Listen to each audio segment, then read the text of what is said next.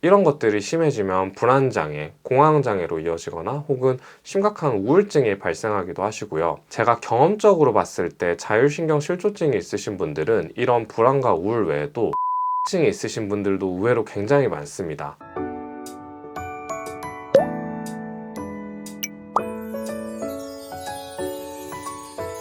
안녕하세요, 박수현 원장입니다.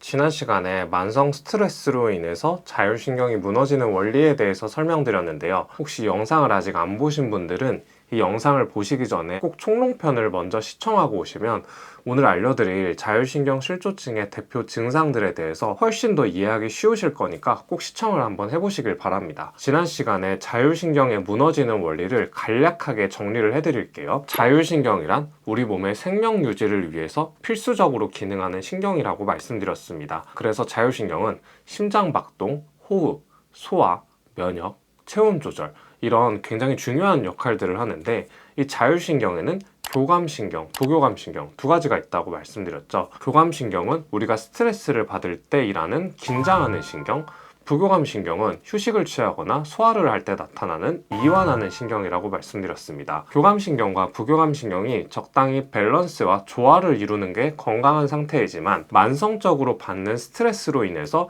이 교감신경, 부교감신경의 밸런스가 무너지는 것을 자율신경 실조증이라고 합니다. 이 자율신경 실조증이 무너지는 원인은 바로 만성 스트레스인데요.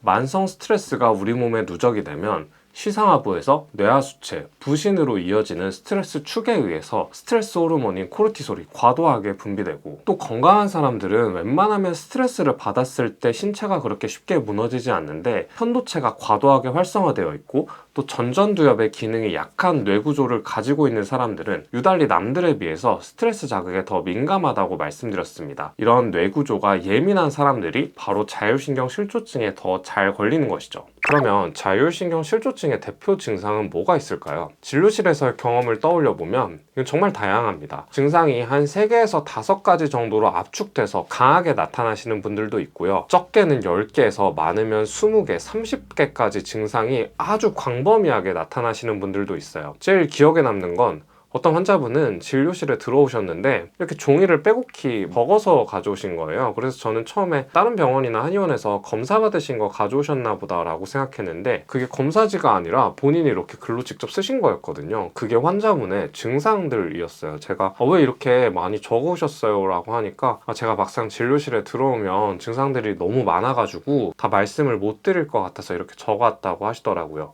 이런 분들까지 굉장히 다양합니다. 그래서 일단 첫 번째는 자율신경 실조증의 증상은 사람마다 모두 다양합니다. 이 중 대표적으로 많이 나타나는 것들을 제가 신체 부위별로 나누어서 아주 세부적으로 알려드리도록 할게요.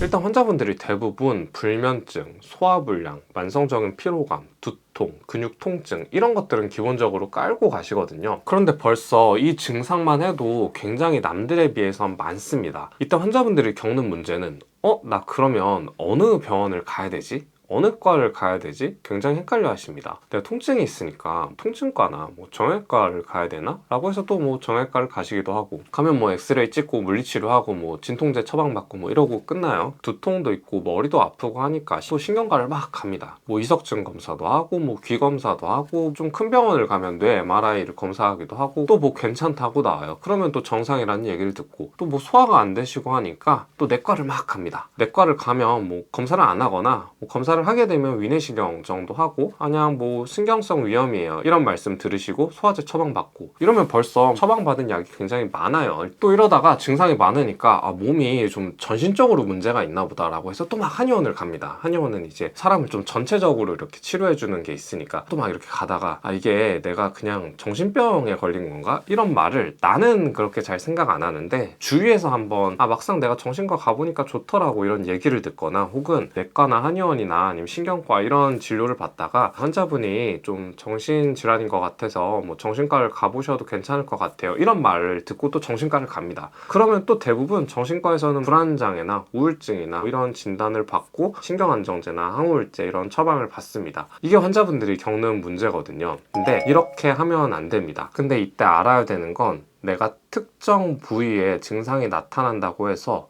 꼭 그 위치에 질환이 있다는 건 아니에요. 소화가 안 된다고 해서 꼭 위장 기능이 문제가 아닐 수도 있고요. 두통이 있다고 해서 머리에 문제가 있는 게 아닐 수도 있어요. 또 간혹 환자분들 중에 말초신경병증을 동반하신 분들은 팔다리가 너무 차거나 시리거나 혹은 뜨겁거나 이러신 분들도 있는데, 그게 팔다리에 직접적으로 문제가 있는 게 아니다라는 사실을 먼저 인지를 하셔야 됩니다. 그러면 이제 진짜 본격적으로 대표 증상들을 알려드릴게요. 첫 번째, 이 머리와 얼굴 부위입니다. 대표적으로 많은 건 두통과 어지럼증 굉장히 많고요. 또 안면부에 통증을 느끼시는 분들, 또 혀가 따갑거나 혀 부위의 통증, 2, 3감각을 느끼시는 분들, 이걸 구강자결감 증후군이라고도 하고요. 또 우리가 음식을 씹을 때나 가만히 입을 벌리고 닫을 때 이 턱관절 증후군이 있으신 분들도 있습니다. 또 기본적으로 목 어깨가 굉장히 뭉치고 아픈 분들도 많으시고요. 두통 부위도 이렇게 뒤통수부터 시작해서 옆통수 혹은 앞쪽, 이마까지 당기시는 분들도 있어요. 머리와 안면 부위 중에서 제가 생각하기에 가장 안 좋은 증상은 바로 브레인 포그입니다. 자율신경 문제로 인해서 뇌로 가는 혈류순환이 점진적으로 떨어지게 되면 내가 마치 치매에 걸린 것처럼 단어 생각이 잘 안 나거나 기억력이 떨어지거나 집중력이 저하되는 증상이 나타나는데요. 이런 분들이 말씀하시는 게 머리에 마치 안개가 끼는 것 같이 무겁다라고 해서 브레인 포그라고 합니다.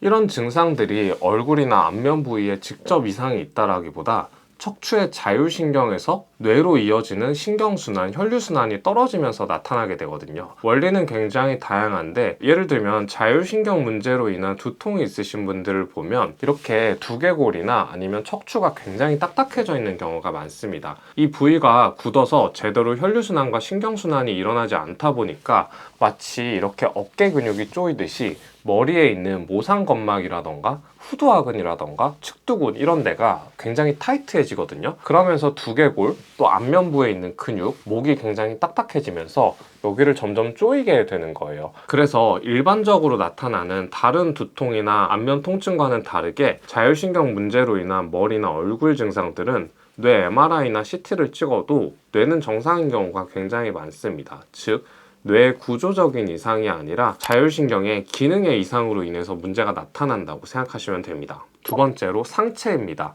목 어깨를 포함해서 설명해 드릴게요. 자율신경 문제가 있으신 분들 중에서 자세를 바르게 앉으신 분들은 제가 진료실에서 한 번도 뵙지 못한 것 같아요. 기본적으로 일자목과 버섯목이 굉장히 심하시고, 이렇게 목이나 아니면 주위 어깨 근육을 만져보면 굉장히 딱딱하게 굳어 있습니다. 이게 마사지 같은 걸로 풀리는 단순한 뭉침이 아니고요.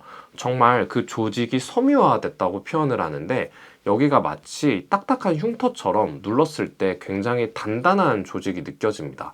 그 정도로 뭉쳐있는 경우가 많고요. 또 이런 뒤쪽 목 어깨뿐만 아니라 경동맥이 지나가는 연목 이런 데도 굉장히 안 좋아서 조금만 눌러도 아프신 분들이 굉장히 많으세요. 또 목에서 팔로 이어지는 순환이 잘 안 되다 보니까 이렇게 팔저림이 나타나시거나 팔이나 손 부위에 특정 부위에 통증을 느끼시는 분들도 많고, 또 간혹 이게 심하신 분들은 손떨림 증상이 있으신 분들도 있습니다. 세 번째, 가슴과 등 부위를 한 번에 묶어서 설명해 드릴게요. 여성분들 중에 제일 많은 증상은 이 가슴이 답답한 증상입니다. 가슴 답답함과 동시에 심장이 두근거리거나 불안한 증상도 많이 동반돼요. 그래서 특히 갱년기 증후군을 같이 겪으시는 분들이 이 자율신경 문제가 더 심각하게 나타나는 경우가 많습니다. 그래서 이런 분들은 양 가슴의 젖꼭지 가운데 정중앙 부위를 눌러보면 살짝만 눌렀는데도 굉장히 아프신 분들이 많거든요. 실제로 여기가 치료 부위가 되기도 합니다. 우리가 흔히 화병이라고 하는 증상과 굉장히 유사하게 나타날 수 있고요. 또 등으로 넘어가면 등이 뜨겁다고 느껴지는 배열증 증상, 또 등 척추가 틀어진 구분 등 이 등 부위에 느껴지는 통증, 시린 증상과 같은 다양한 증상들이 동반됩니다. 특히 등이 안 좋으신 분들은 여기가 내장 신경으로 연결이 되어 있는데 바로 위장과 연결이 많이 되어 있어요. 그래서 이 등 부위에 증상이 있으신 분들은 소화기관이 안 좋으신 분들이 아주 많습니다. 네 번째, 복부와 허리입니다. 일단 허리 통증 자체가 심하신 분들, 또 골반 틀림이 심하신 분들이 많고요. 여성분들 같은 경우는 월경통이 심하시거나 아니면 생리불순이 있으시기도 하고요.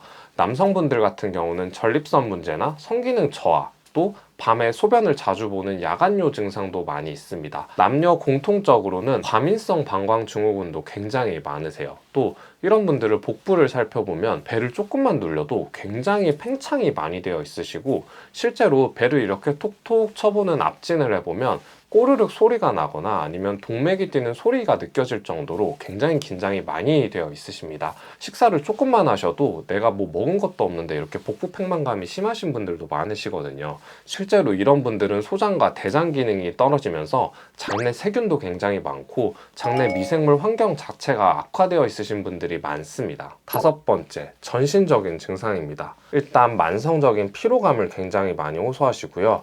이런 피로감은 단순히 내가 휴식을 취하거나 잠을 잔다고 해결되지 않는 심각한 피로 증상입니다. 또 불면증을 겪으시는 분들도 굉장히 많으세요. 그래서 이미 내원을 하실 때 수면제를 많이 드시고 계시거나 수면제를 먹고 있는데도 잠이 안 온다고 호소하시는 분들이 많고요. 또 체중이 급격하게 늘거나 반대로 체중이 확 빠지시는 분들도 있습니다. 체중이 급격하게 느시는 분들 같은 경우는 스트레스 자극으로 인해서 이런 정제당, 단 음식에 대한 욕구가 강해지면서 갑작스럽게 비만으로 이어지시고요. 또 반대로 식욕이 많이 떨어지면서 위장 기능이 같이 떨어지고 또 체중이 많이 빠지신 분들은 혹시 내가 암에 걸린 건 아닐까 하면서 또 건강검진을 받으시기도 합니다. 이 외에도 다한증도 굉장히 많고요.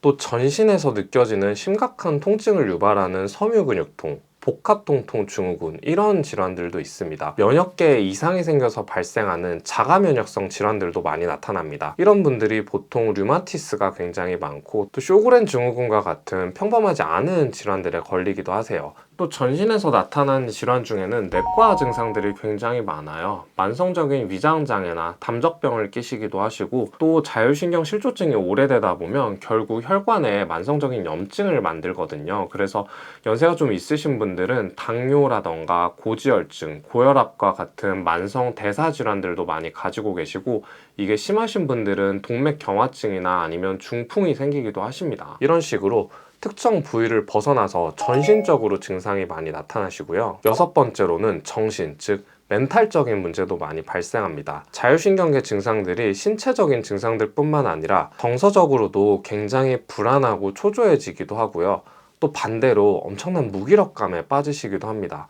이런 것들이 심해지면 불안장애, 공황장애로 이어지거나 혹은 심각한 우울증이 발생하기도 하시고요. 제가 경험적으로 봤을 때 자율신경 실조증이 있으신 분들은 이런 불안과 우울 외에도 강박증이 있으신 분들도 의외로 굉장히 많습니다. 이건 내가 선천적으로 어떤 강박적인 성향이 있을 수도 있지만 내가 몸이 자꾸 아프다 보니까 조금만 어디 이상이 생기면 혹시 내가 몸에 어디 큰일이 난 게 아닐까 점점 걱정을 하게 되면서 원래 없었던 강박증이 심해지는 경우도 있는 것 같아요. 그래서 자율신경 실조증을 치료할 때 어려운 점이 증상들이 이렇게 많은 경우에는 이게 한 번에 좋아지는 게 아니라 어느 정도 좋아지고 나빠지고를 반복하게 되는데, 강박이 심하신 분들은 증상이 조금만 좋아져도 엄청나게 좋아하시고 또 반대로 증상이 조금만 나빠져도 굉장히 실망을 하시는 경우가 많거든요. 근데 우리가 치료를 하는 과정에서 필연적으로 나타나는 그런 반응들에 대해서 하나하나 일희일비 하다 보면 어쩔 수 없이 또 우리 몸 자체가 이걸 불안으로 받아들이게 됩니다. 그래서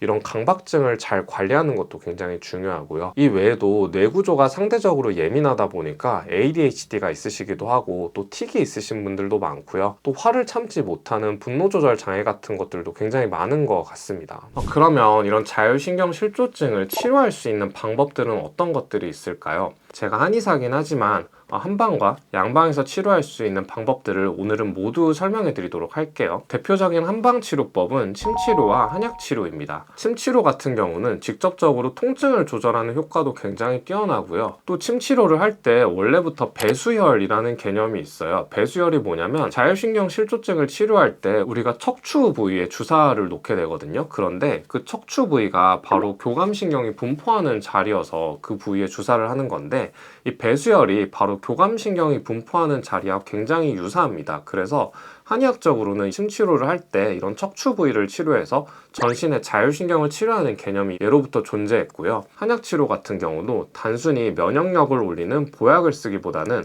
자율신경이 예민해지시는 분들은 하루 종일 몸에 내가 이렇게 힘을 꽉 주고 이걸 풀지 못하시는 분들이거든요. 이런 신경 자체를 회복시킬 수도 있고 신경이 과민해지려고 하는 걸 조절해주고 또 스트레스에 대한 저항도를 높여주는 방식으로 치료를 할 수 있습니다. 대표적으로 자율신경 실조증은 한의학적으로 봤을 때 간기울결이라고 많이 표현하거든요. 이건 현대적으로 표현하면 쉽게 말해서 내가 스트레스에 대한 저항도가 낮아서 이걸 잘 풀지 못한다는 것입니다. 그래서 한약 처방을 할 때도 이런 간기울결을 해소할 수 있는 한약 처방을 많이 해드리고 있고요. 이런 단순 한약과 침치료뿐만 아니라 굉장히 많은 치료법들이 있습니다. 한약 성분을 정제해서 주사기를 이용해 혈자리에 주입하는 약침치료법, 림프가 많이 분포하고 있는 두개골과 청골을 교정해주는 두개청골요법, 또 통증이 심하시거나 딱딱하게 조직이 굳어버리신 분들은 날카로운 칼날과 같이 생긴 도침치료법 등 굉장히 다양한 치료법들을 그때그때 환자분들께 맞춰서 치료를 해드리고 있고요. 또 반대로 양방치료법들을 살펴보면 대표적으로는 정신과 약에 준한 약물 치료를 합니다. 불안이나 우울과 같은 정서적인 문제가 있으신 분들은 신경안정제나 항우울제와 같이 정신과에 준한 약물 치료를 많이 받으시는 것 같고요. 이 외에는 척추 부위에 주사 치료를 많이 하는데 이 포도당 용액을 이용해서 아까 배수혈과 같이 자율신경이 분포한 부위에 직접 주사를 놓는 치료법을 가장 많이 하는 것 같습니다. 사실 치료법이 다른 듯 하면서 결국은 전신을 치료하는 거기 때문에 자율신경 실조증 치료에 있어서는 양방과 한방이 또 유사한 면이 많이 있는 것 같아요. 오늘은 자율신경 실조증으로 인해 나타나는 대표적인 증상들을 신체 부위별로 나누어서 설명해 드렸고요. 또 이런 것들을 치료할 수 있는 방법들에 대해서도 소개해 드렸습니다. 근데 자율신경 실조증을 병원에 가지 않고 치료할 수 있는 방법은 없나요? 라고 저에게 정말 많은 분들이 작년에도 질문을 해주셨거든요. 자율신경 실조증은 사실 생활습관 관리가 제일 중요합니다. 생활습관이라고 하면 식단, 또 운동, 스트레스 관리와 같은 여러 가지 우리 모든 일상생활을 포함하는데요. 다음 영상에서는 자율신경 실조증을 병원에 가지 않고도 집에서 혼자 관리할 수 있는 생활관리법에 대해서 이야기해 드리도록 하겠습니다. 오늘 영상이 도움이 되셨다면 구독, 좋아요 꼭 부탁드리고요. 이 영상을 보시고 생각나시는 지인이 있다면 이 영상을 꼭 공유해 주시면 많은 분들께 도움이 될 것 같습니다. 저는 다음에 더 좋은 영상으로 돌아오도록 하겠습니다. 지금까지 시청해 주셔서 대단히 감사합니다.